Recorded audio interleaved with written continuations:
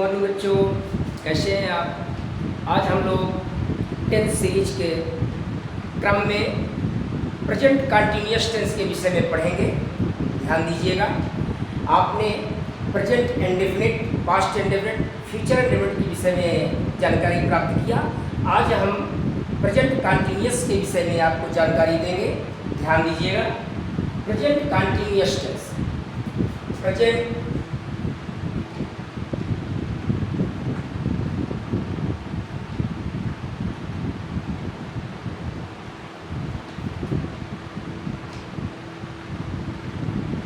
Continuous tense के विषय में जानकारी देंगे। कंटिन्यूअस जिसका अर्थ ही होता है जारी रहना, नियमित कार्य होता रहे, वही कंटिन्यूअस कहलाता है। प्रेजेंट यानी वर्तमान में कार्य जारी रहना, वर्तमान में कार्य हो रहा हो, ऐसे वाक्यों को हम प्रेजेंट कंटिन्यूअस टेंस के रूप में व्यक्त करते हैं। इसकी पहचान है, सबसे पहले हमें पहचान के विषय में जानकारी होना चाहिए।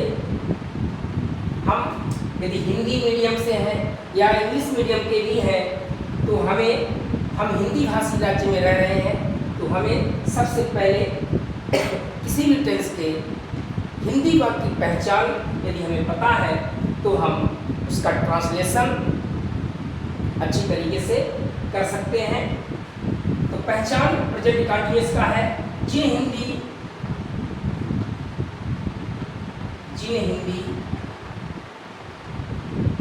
वाक्यों के अंत में रहा है, रही है, रहा हूँ, रहे हो अथवा हुआ है, हुई है, हुई है आदि तरह के शब्द आते हैं।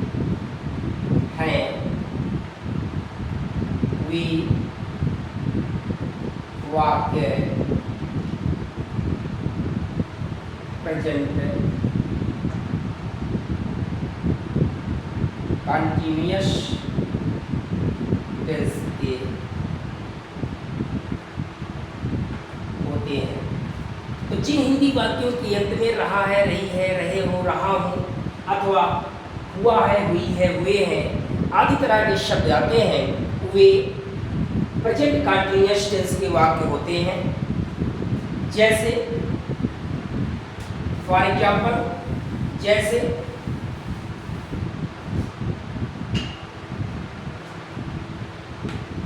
वह बाजार जा रहा है, तुम खाना खा रहे हो।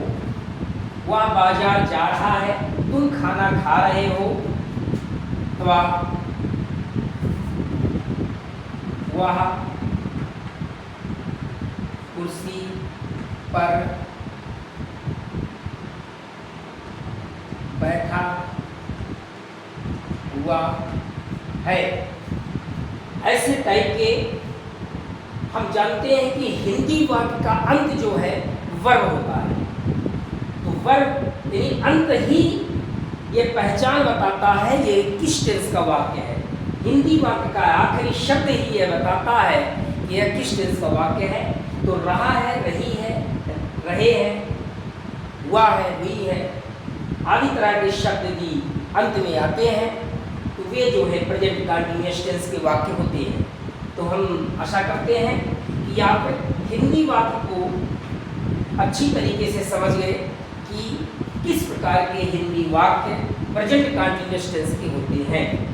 अब हम अनुवाद करने के नियम को पढ़ेंगे, जानेंगे। अनुवाद करने के नियम। यानी ट्रांसलेशन करने के नियम।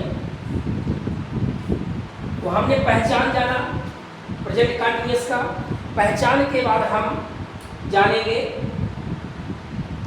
नियम, रूल्स, ट्रांसलेशन करने के नियम, रूल्स क्या है।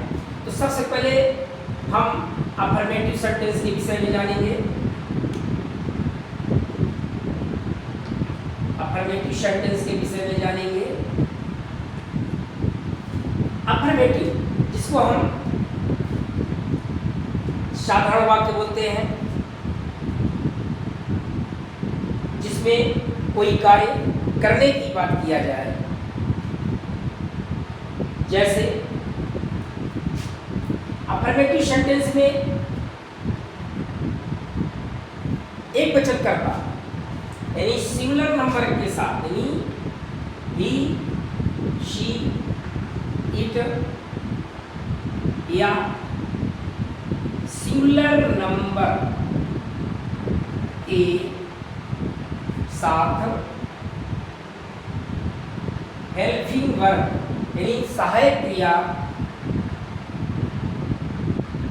इज का प्रयोग करते हैं और आई के साथ एम का प्रयोग करते हैं और यू, वी, दे या प्लूरल नंबर यानी बहुवचन कर्ता के साथ हेल्पिंग वर्ब आर का प्रयोग करते हैं। आर का प्रयोग करते हैं। ध्यान दीजिए, अफर्मेटिव सेंटेंस में ही, शी, इट या सिंगुलर नंबर एक वचन कर्ता के साथ हेल्पिंग वर्ब इज और आई कर्ता, आई सब्जेक्ट के साथ हेल्पिंग वर्ब एम तथा you, we, they, those, these या प्लूरल नंबर बहुवचन कर्ता के साथ हेल्पिंग वर्ब आर का प्रयोग करते हैं। तो यह ध्यान दीजिए, सबसे जरूरी होता है किसी भी टेंस में हेल्पिंग वर्ब। यदि है उस टेंस में, उस कार्य के सेंटेंस में यदि हेल्पिंग वर्ब का यूज होता है तो सबसे मस्ट है ये जानना। रूल्स का पहला जो रूल्स है, हेल्पिंग वर्ब किस हेल्पिंग वर्ब के साथ, किस सब्जेक्ट के साथ कौन सा हेल्पिंग वर्ब प्रयोग होता है। तो हमने देखा कि इसी के वचन कर्ता के साथ इज, आई के साथ एम और you, we, they, those, these और प्लूरल नंबर बहुवचन कर्ता के साथ आर का प्रयोग करते हैं। एग्जाम्पल के रूप में हम देखेंगे। हाँ, हेल्पिंग वर्ब प्रयोग करने के बाद इज, एम, आर के हेल्पिंग करने के बाद मेन वर्ब का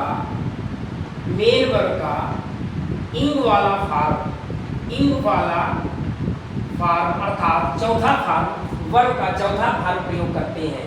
जिस भी हिंदी वाक्य में रहा है, नहीं है, रहा हूँ, हुआ है, हुई है, हुए, उनमें ऐसे वाक्यों में मेन वर्ब का इंग वाला फॉर्म अर्थात वर्ब का चौथा फॉर्म प्रयोग करते हैं।